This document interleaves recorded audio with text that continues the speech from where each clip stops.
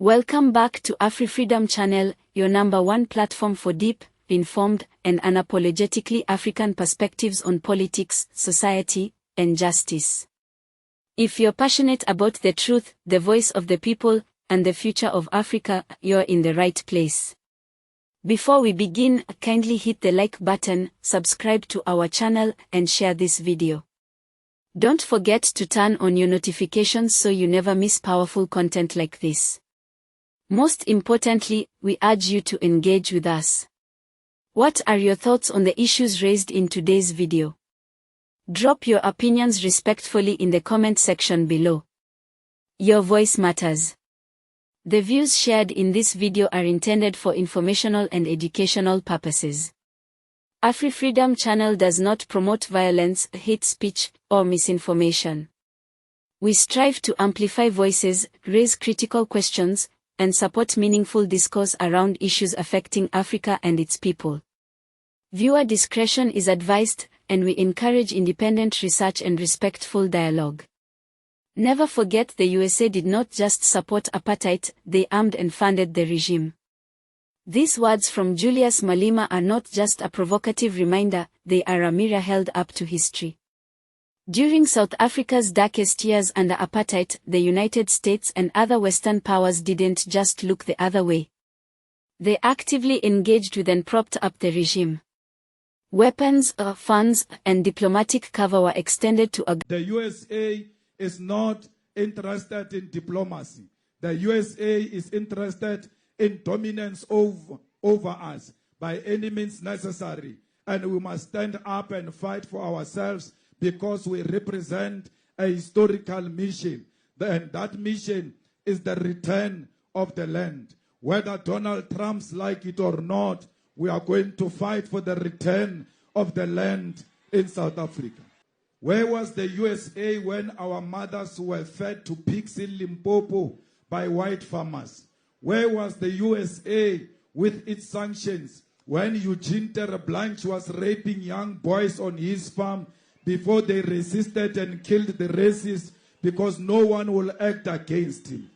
Where were the sanctions of America when a child was shot by a farmer in the Northern Cape for picking a flower on his farm, and we were told that this child was mistaken for a monkey? Where was the international community when the racists at the University of Free State fed our mothers who were domestic workers human waste? Why were our people who were stuffed into a coffin alive in Mpumalanga not offered refugee status in America? What does the USA have to say about the murderers of Flag Plus who roam our society today freely and have never accounted for their crimes? Why is the International Criminal Court to prosecute Voter Basson, Dr. Death, who used chemical warfare and medicine to poison and kill anti-apartheid activists? How can we be expected to reconcile with those who have never acknowledged these crimes and were never held accountable for them? How can we be asked to share our land, our resources, and our future with those who still believe that Orania and Volksstadt are their birthright in Africa, while the mass graves of our people are ignored? These are the people who have never appreciated with how they came to enjoy their wealth and power. People who still see us as servants, as laborers, as conquered people. People who did not even consider themselves Africans until it became convenient to do so, to claim indigenous to our land after calling themselves Europeans for centuries.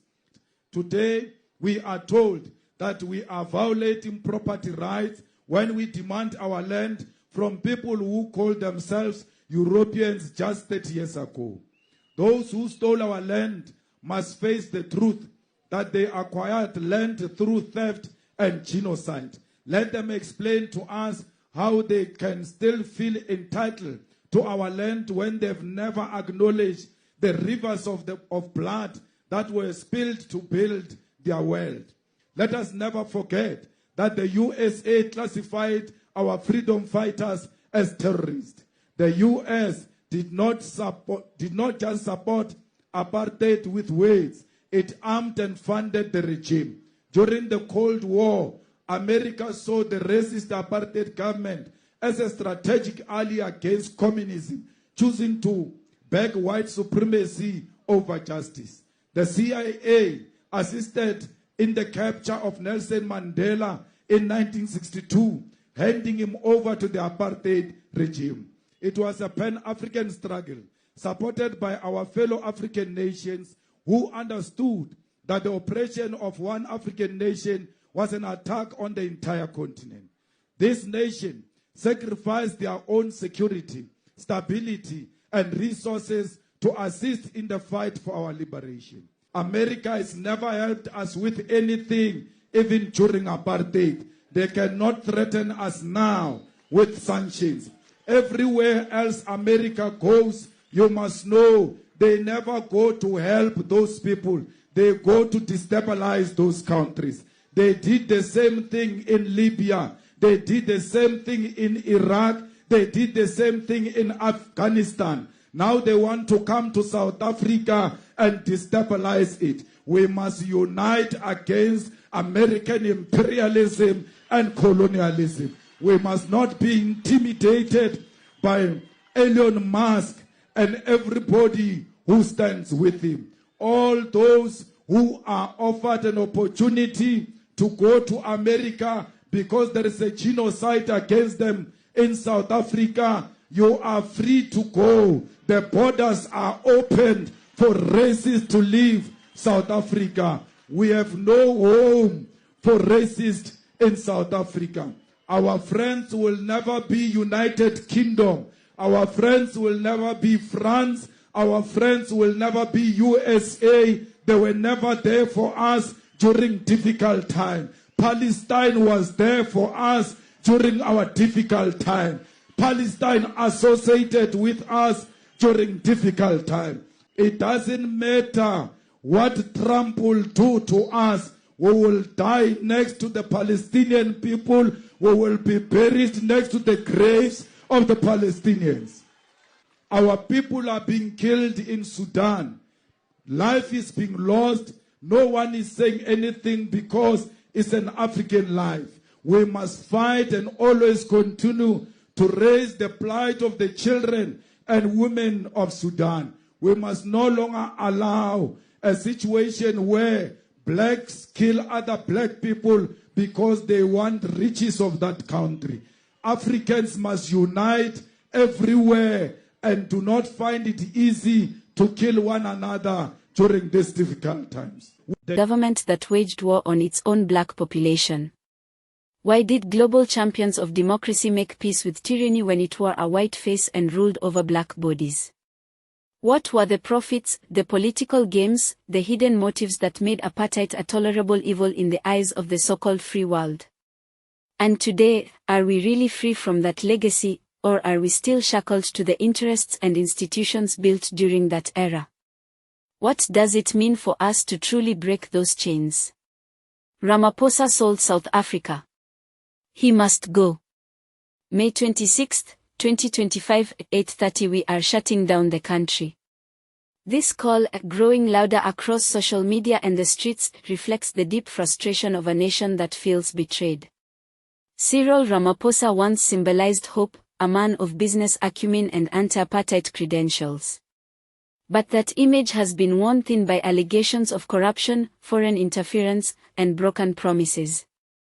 The national shutdown planned for May 26 at 8:30 a.m. isn't just about removing one man, it's about reclaiming a country that many feel has been stolen. Who is benefiting from South Africa's resources today? Who holds the real power, elected leaders or hidden hands behind corporate and international deals? Can South Africa ever chart its own path while its leadership appears more loyal to boardrooms than to the people in the townships? Justice for Sive. Cyril Ramaphosa must step down. May 26, 8:30 a.m. National shutdown. This statement, tied to the tragic case of Sive, underscores a broader crisis of justice and leadership in the country. While details of the case continue to emerge, one thing is clear: it has touched a nerve. In Sive, people see not just one victim, but the face of 1,000 others who never got justice. Whose lives were reduced to statistics. Whose deaths were met with silence. Why does justice seem to have a price tag in South Africa? Why are the poor expected to suffer quietly while the powerful move untouched? Is the justice system a shield for the people, or a fortress for the elite?